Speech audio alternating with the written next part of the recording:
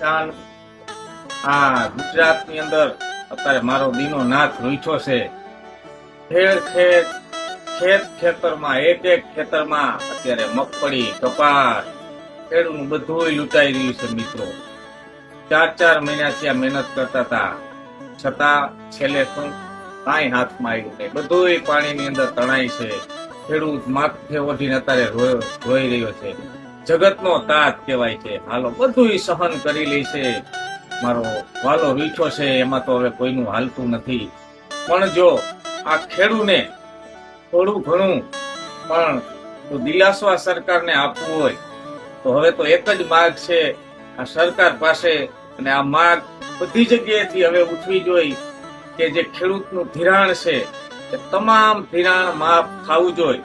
મિત્રો, જો આ વાત ઉપર તમે સહમત હોય તો આગળ આ વિડીયો શેર કરજો. ને બધાય રાજકીય પાર્ટીઓ, કોઈ પણ પાર્ટી હોય, બધાય જો માણસ માત્રના એક જ સવાલ હવે સરકાર સામે આપણે કરવો જોઈએ કે હવે બધું ખેડૂતનું લૂંટાતું જાય છે તો પાક ધિરાણ ફરજિયાત પાક જે આપણે ધિરાણ છે ને એ સરકારને ભરવું પડે. પાક ધિરાણ સંપૂર્ણ માફ થવું જોઈએ. કોઈ પણ પાક ધિરાણ, મગફળીનું ધિરાણ હોય તો ભલે ને કપાસનું ધિરાણ હોય તો ભલે, તમામ ધિરાણ માફ થવું પડે. આ સરકાર સમક્ષ હવે આ વાત આપણે બુલંદ અવાજ ઉઠાવવાનો છે. સૌ ખેડૂતોએ, સૌ રાજનેતાઓએ, સૌ માણસોએ ખેડૂતને કાંઈક તો રાહત આપવી જોઈશે. નકર હવે ખેડૂત બરબાદી ઉપર ઉતરી ગયો, હાવ બરબાદ થતો જાય છે. હવે ઠેર ઠેર વરસાદથી નુકસાની થઈ છે.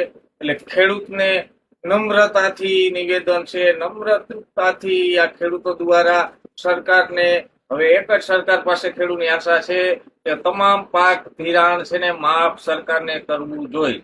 જય જવાન, જય કિસાન.